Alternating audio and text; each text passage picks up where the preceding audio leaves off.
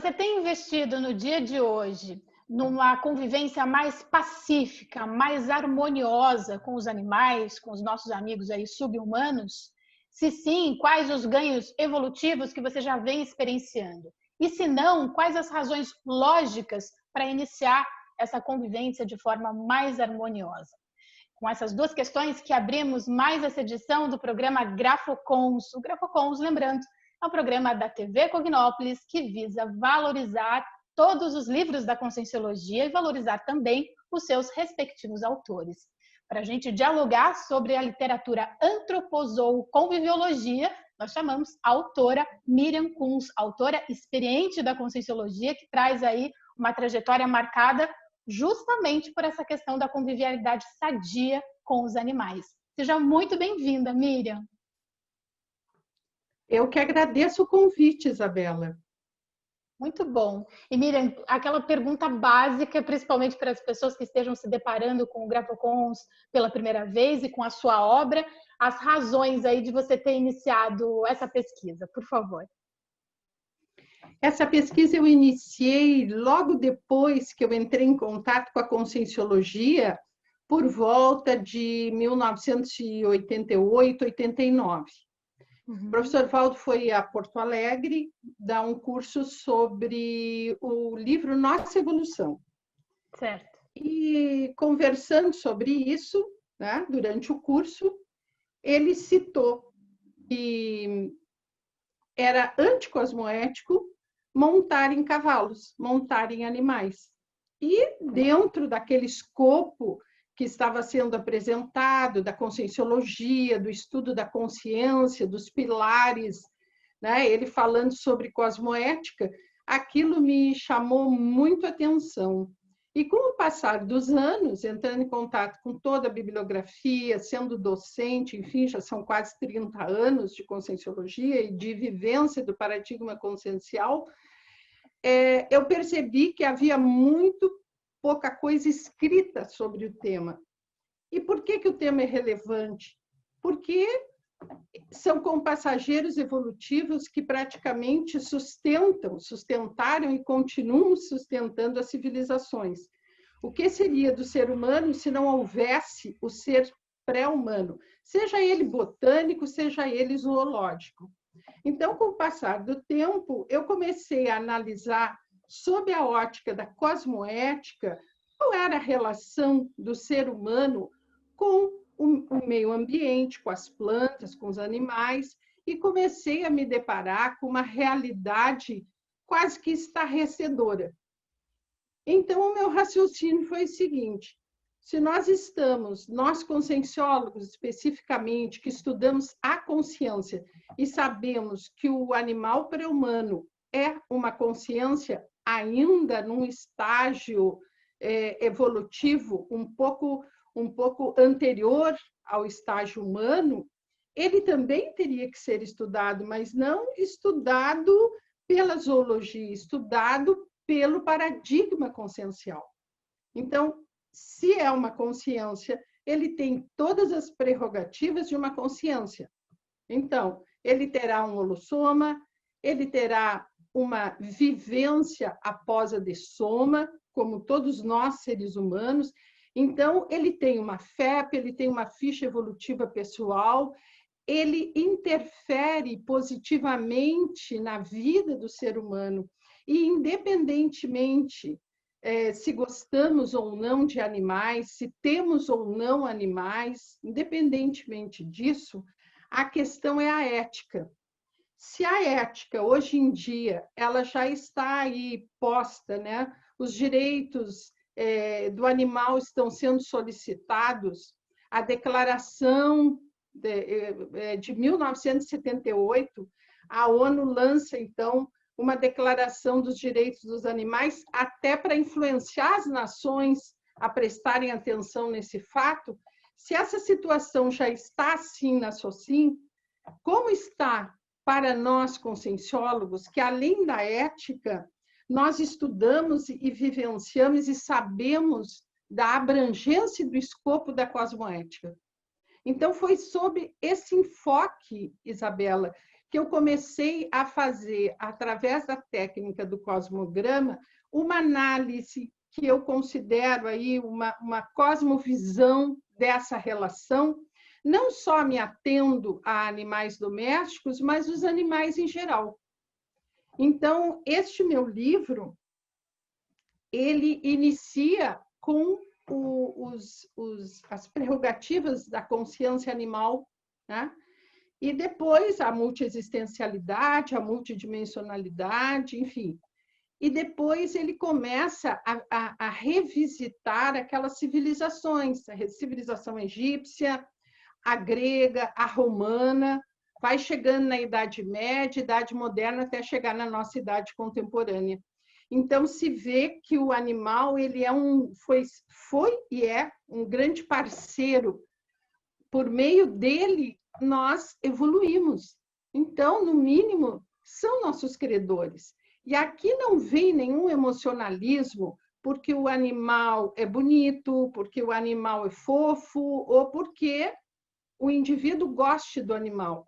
Independentemente disso, ele é ético, ou melhor, ele está sendo cosmoético dentro das possibilidades que nós temos de refletir a cosmoética, né? Nós sabemos que não é 100%, mas Sim. Dentro do que você conhece, da abrangência do corpus da conscienciologia que você entende, dentro da concepção e do entendimento de cada um de nós, nós estamos aplicando o paradigma consciencial nessa relação. Essa é a grande questão. Então, na verdade, um dos objetivos do livro foi fazer essa autochecagem. Eu escolhi 22 áreas onde os animais e os seres humanos, né, convivem. Na maioria delas, por subjugação deles, né? Nós subjugamos para benefício próprio. Sim. Nestas áreas, nós que conhecemos a cosmoética, como é que está a nossa relação? Ela é a mesma, como se nós tivéssemos um paradigma mecanicista, como se nós entendêssemos ainda que o animal é um ser sem consciência ou que sem sentimentos, pode ser elevado a segundo ou terceiro plano, como nós entendemos. Ou ainda nós estamos no paradigma religioso, quando nós compreendemos que todos os seres vivos estão aí para servir aos seres humanos. Então, essa é uma grande questão. Muito bom. Ô, Miriam, eu tenho muito apreço pelos bastidores da escrita, seja ela conscienciológica ou não. No seu caso, além de ter todo o paradigma consciencial nas costas, que confere qualidade à obra, né, uma qualidade multidimensional à obra, vale também, se você achar oportuno, mencionar os bastidores em relação ao seu núcleo familiar. As pessoas da sua família que já nutriam essa sensibilidade com os animais. A Miriam lá pequenininha, já fazendo aí as suas pesquisas e olhando, né, a configuração ali do seu pai, da sua mãe. Tinha isso? Queria que você compartilhasse com a gente. Olha, Isabela, a viagem vai ser longa, então. Mas, assim, o meu pai era um naturalista. Uhum. E, na verdade, ele era um economista que tinha uma visão bem ampla, né? Quando ele se aposentou, trabalhou com economia a vida toda, ele logo se inscreveu numa faculdade de biologia e se formou, né? E fundou uma sociedade, a Sociedade Rio-Grandense de Ornitologia. Então, ele era um naturalista, ele era um ornitólogo. Então, o estudo das aves sempre foi o seu objetivo maior. É lógico que as ingerências da vida vão levando a pessoa a escolher o que, na verdade, ali pode e é aceitável. Mas ele deu um exemplo muito grande. Primeiro, que com quase 60 anos ele entrou numa segunda faculdade. Na verdade, ele fez 3. Ele entrou numa segunda faculdade. E eu cresci ouvindo, né, entendendo o respeito pelas aves. porque ele trazia isso para dentro de casa. Mas quando eu escolhi a minha faculdade, eu escolhi a faculdade de Química. Eu não fui nem para a área da saúde, naquela época não existia a ciência da Terra, que existe hoje, né? Eu fui para a área da Química. E toda a minha vivência profissional foi de docente, foi de professora de Química. Mas, querendo ou não, e a gente sabe que a família se forma por afinidades, tanto positivas quanto negativas, né? Existe aí um veio. Eu tenho um filho que é veterinário, né? O Roberto Kunz, ele é veterinário. E, assim, existe uma linha condutora em relação a essa observação, cuidado com os animais. Então, num certo sentido, eu acompanhei, né? Fui uma das gerações que acompanhou este olhar. Mas, obviamente, quando eu entrei em contato com a conscienciologia e vi que existia uma cosmoética e existia muito pouco escrito e falado sobre os animais de uma maneira geral, isto me chamou a atenção. Então, já existe, sob certo ponto de vista, uma ideia inata em relação a isso. E eu considero, e escrevi na apresentação do livro, que é um para-dever intermissivo. Eu considero que esse olhar sobre o paradigma consciencial para um tema que não é tão falado é um para-dever. Então, se nós olharmos o processo serexológico, existe aí uma raiz serexológica em relação a esses compassageiros evolutivos, né? Eu vejo que existe a interdependência entre os seres humanos e os princípios conscienciais, sejam eles zoológicos ou botânicos. Isto é uma visão que a conscienciologia expande muito mais. Então, eu acho que aí reside a nossa responsabilidade, não é, Isabela? Sem dúvida. Essa ciência. Então, a antropoconviviologia, eu considero que é uma contribuição para a expansão, né, dessa cosmovisão que o paradigma consciencial nos traz. Aí você traz um estudo de caso muito convidativo a quem está nos assistindo nesse momento, que é fazer essa costura em relação ao ambiente que você nasceu, quem são seus pais, quem são seus irmãos. Será que existe algum tema afim, um tema comum de pesquisa entre os membros ali da família? E que relação tem isso com o seu curso intermissivo? Né? Que nós já falamos aqui em outras oportunidades, curso intermissivo, a proposta, né, a hipótese é que seja um conjunto aí de disciplinas pró-evolutivas que nós cursamos antes da gente nascer nessa dimensão humana.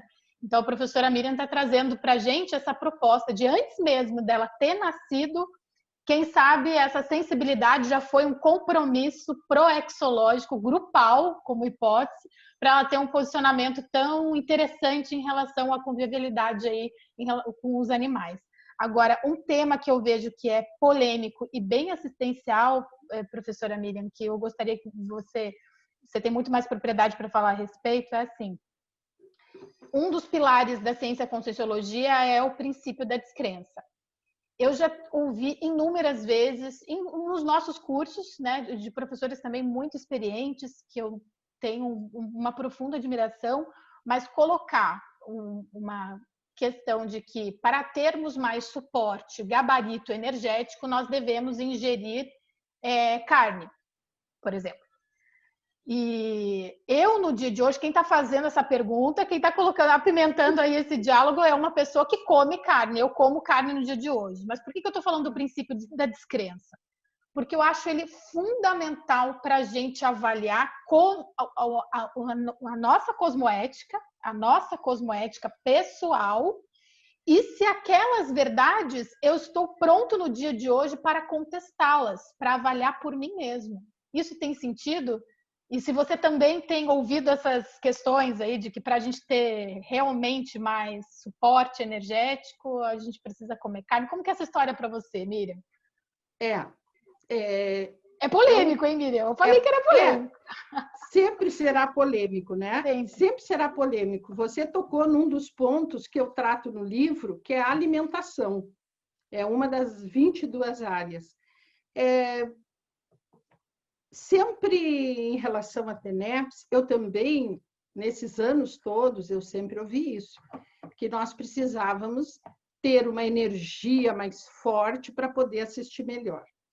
Mas, com o tempo, e aí entra o princípio da descrença, tem as suas próprias experiências, não vá no bico de ninguém, não acredite em nada, que eu acho que é a postura científica da autoexperimentação. Essa é a ideal. Nem sempre se faz, talvez, por N motivos, né? Cada um vai saber o seu. Mas, na verdade, isso no meu ponto de vista, é um grande paradoxo e uma contradição.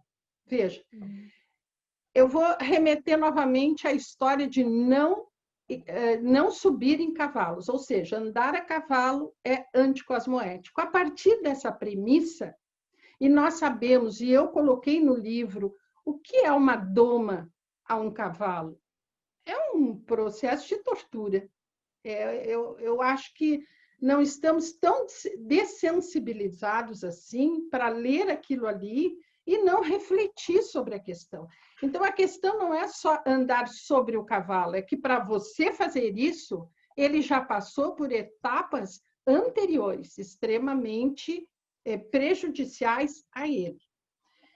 Bem, se a montaria é anticosmoética, eu te pergunto, Isabela, a morte de 70 bilhões de animais ao ano para servir o nosso prato, ela é anticosmoética? No meu ponto de vista, é. Você ainda tem a biofagia, você mata para comer.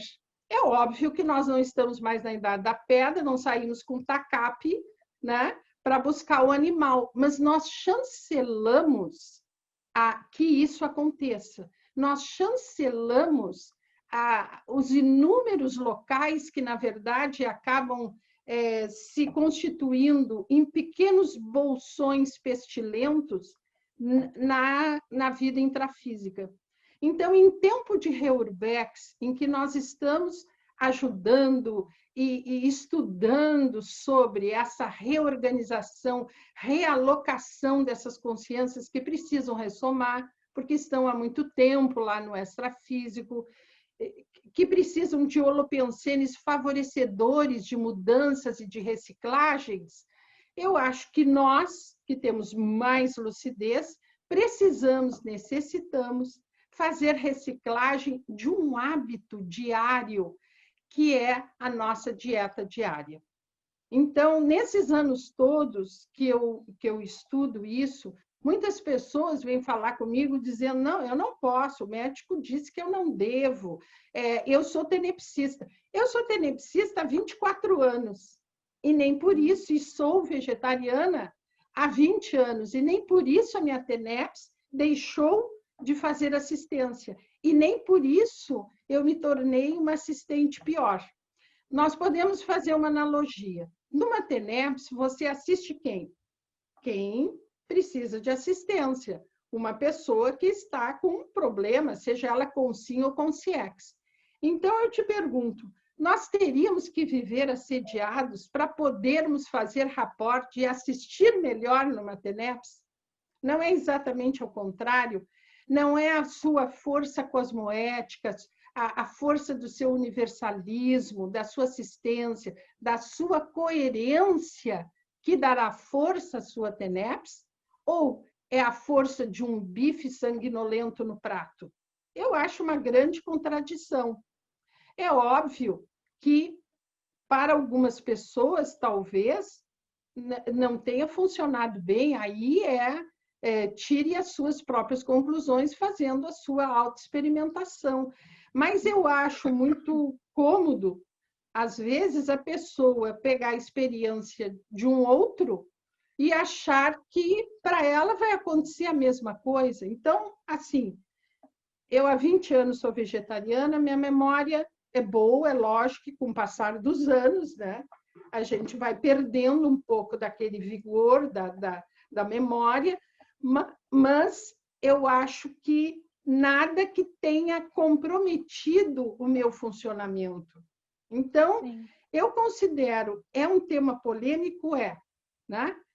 Quando você mexe no prato de alguém, existe a gritaria. Mas se nós continuarmos numa zona de conforto em relação a isso, e em relação a isso é a relação das 70 bilhões de animais que morrem ao ano.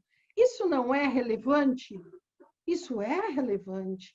São 70 bilhões de consciências ao ano só para o seu prato. E a gente sabe que não é para satisfazer a fome no mundo. O mundo, uma parte do mundo, ainda passa fome. Sim. Então, tudo que é fornecido ao animal para ele fornecer uma carne boa, suculenta, macia, também é desperdício de água, de cereais, de N elementos que são usados ao invés de ser condicionado ou canalizado para matar a fome humana, é para suprir o animal de nutrientes, para que um dia o bife no prato de alguém seja suculento. Eu acho isso uma grande contradição. O próprio ambiente, a própria natureza, o próprio desequilíbrio que nós vemos hoje tem raiz nisso aí. As próprias pandemias, se nós pensarmos aí nas pandemias a partir nas epidemias a partir de 1970, todas elas que aconteceram tiveram alguma relação com a ingestão de animais, seja frango, seja porcos, seja macacos, enfim, sempre existe a própria vaca louca, né? Que, segundo consta, foi pelo fato de darem de comer aos bovinos. Então, aí ou morcego, né? Deu um problema qualquer e o homem ingere todo aquele processo. Então, eu acho que o que é revolucionário e é uma política pessoal, individual, intransferível, é uma escolha mais discernida e mais cosmoética. Com isso, nós temos que fazer as reciclagens pessoais, mais trabalhosas, mais difíceis, vai envolver muitas coisas, certo? Mas é recim. E nós ressomamos para fazer recins nas nossas autossuperações.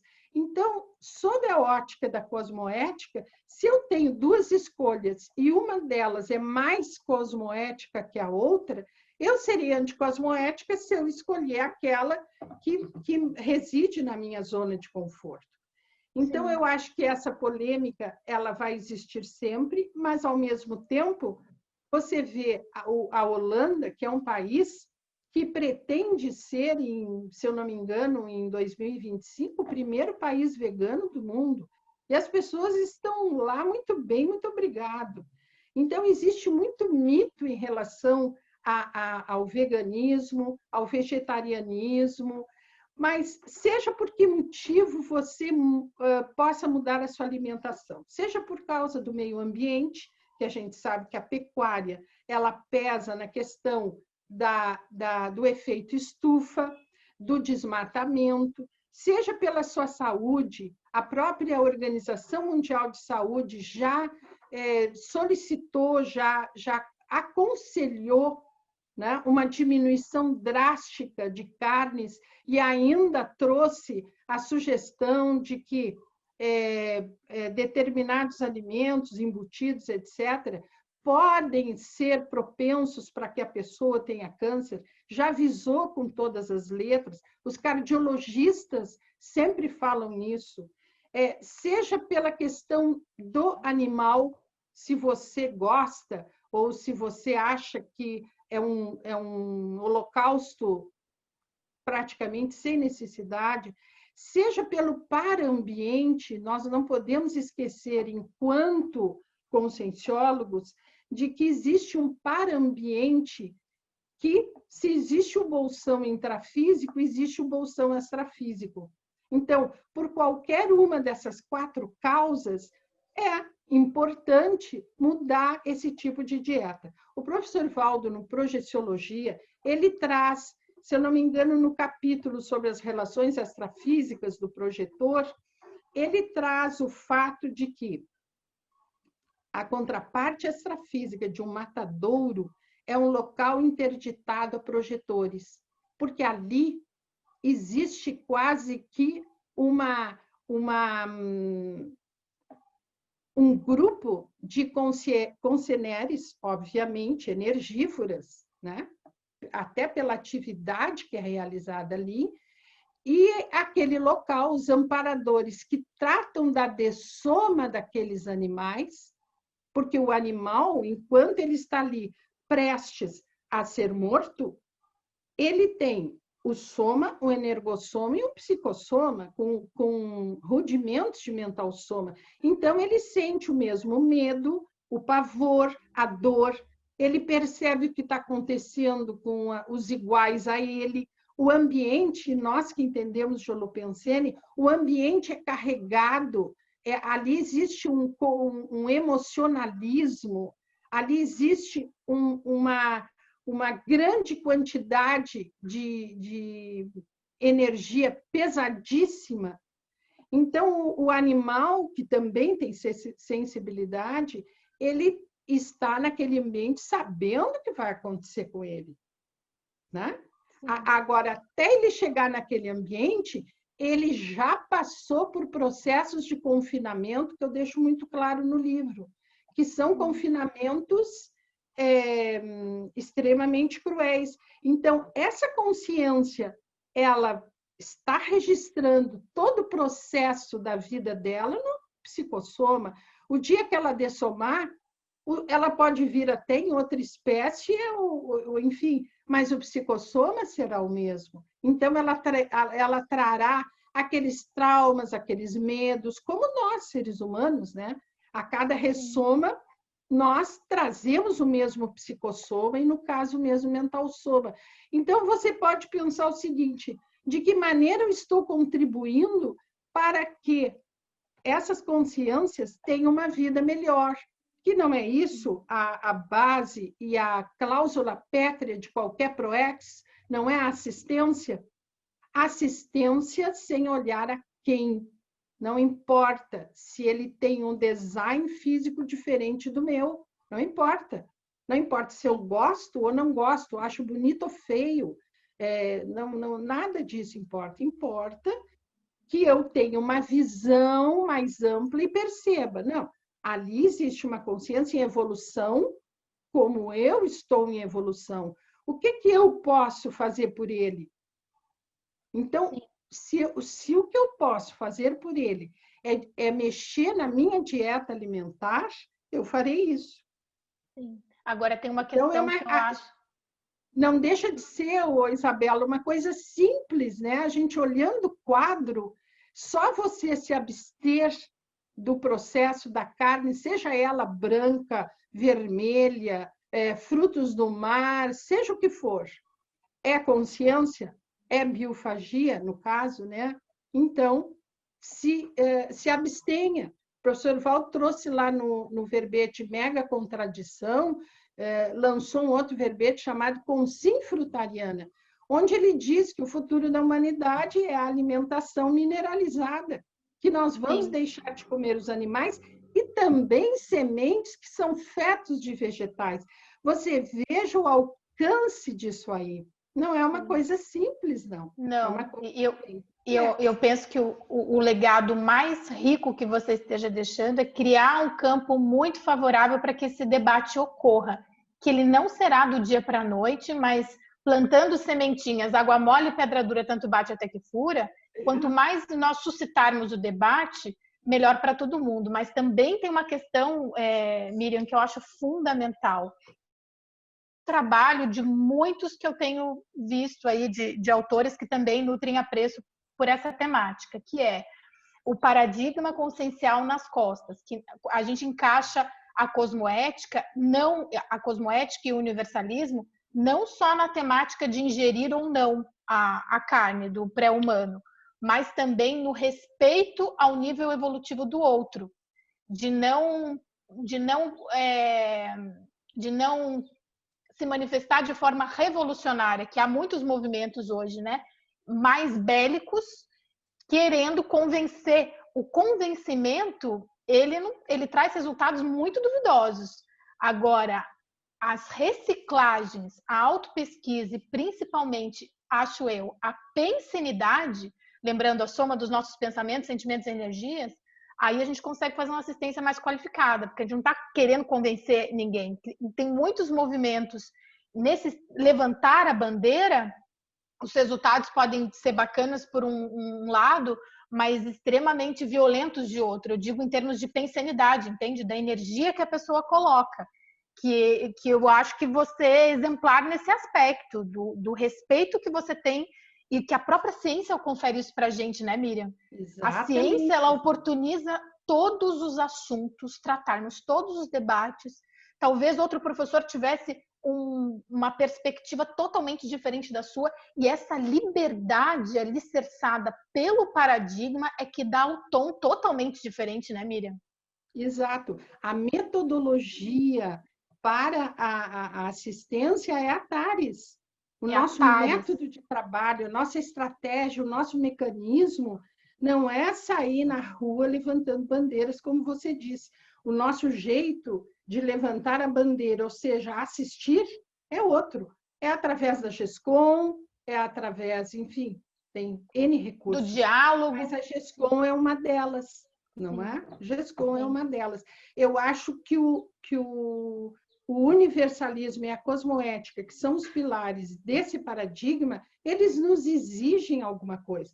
Para que a gente chegue num patamar mais evoluído, nós precisamos de modelos. Então, nós temos aí modelo de Serenão, enfim, consciência livre, nós temos muitos modelos, mas nós não podemos apenas pensar em nós, seres humanos, olhando para cima, nós temos que olhar para os lados, nós temos que chegar lá, melhorar, fazer as nossas autossuperações, resolver os nossos trafares, aplicar os nossos trafores, nossos talentos, nossos pontos fortes com os nossos compassageiros evolutivos. E, querendo ou não, a família terráquea é muito grande. A família terráquea não é apenas de seres humanos, são milhões de espécies diferenciadas. Segundo pesquisas feitas, eles acham que chega a cerca de 8,7 milhões de espécies diferentes. Então, vemos que estamos em um planeta com muitas possibilidades de manifestação, mas todas elas completamente legítimas e que têm o direito e o para-direito de viver aqui, e a evolução ela é realizada em conjunto, são nossos pares, gostemos ou não, queiramos ou não. Então, saber como lidar com eles da maneira mais ética possível, de preferência da maneira mais cosmoética possível, é um desafio. É extremamente desafiador. Então, você tem que sair do seu processo, é que o seu processo está relacionado a eles, está ligado a eles. E aos princípios botânicos, toda a nossa vida intrafísica é uma vida de relação. E nós sabemos que no universo só existe consciência e energia. Então, são consciências? São. Então, vamos tratá-los e ajudá-los da mesma maneira que um serenão ajuda aí um continente, etc. Vamos ajudar dentro do possível estes seres que não é porque são bonitinhos, fofos, etc. Tudo bem, também são, mas eles têm que ser levados em consideração na nossa diuturnidade, no nosso dia a dia. Por isso que eu falo que é uma autochecagem. A gente vê todos os processos, olha, fazer um cosmograma da nossa realidade hoje, nesta relação, nós sabemos muito mais de nós seres humanos do que deles, porque nós temos aí alguns atributos que eles não têm, são essas escolhas, esse discernimento. Então, o livro, ao mesmo tempo que ele olha a relação, essa relação ela é de duas mãos, ela é reversível. Nós vemos um cenário humano. Então, nós falamos de humanidade e de humanismo. Até que ponto esse humanismo está desenvolvido? Até que ponto nós, seres conscienciais, temos consciência disso? Nós não podemos viver numa bolha olhando só para nós. Né? Não. Isso não é nem universalista e muito menos cosmoético. Concordo. Então, vale a pena, né, fazer essas reciclagens e fazer essas autorreflexões. É você com você mesmo. O que eu posso fazer tendo em vista esse cenário, né, que se percebe? E isso é no dia a dia, é no todo dia, é a nossa realidade. Miriam, como compassageira evolutiva sua, me sinto honrada, enquanto amiga intermissivista também, de você passar todo esse conhecimento para nós. Estamos aí, a direção do programa já está me chamando a atenção, temos poucos segundos aqui, temos que encerrar já, mas eu agradeço muito a assistência, e que é uma assistência muito profunda, que vai suscitar ainda muitos debates de ponta. Então, eu sou profundamente grata pela tua participação e aguardo tê-la novamente aqui no programa. Olha, eu agradeço muito a vocês o convite e espero sim receber outros convites para muitos outros debates. Muitíssimo obrigada. Muito bom, Miriam. A você aí de casa, excelentes reflexões sobre esse tema de uma convivência mais harmoniosa, mais pacífica com os nossos amigos aí pré-humanos. Boas projeções e até a próxima edição de mais um Grafocons.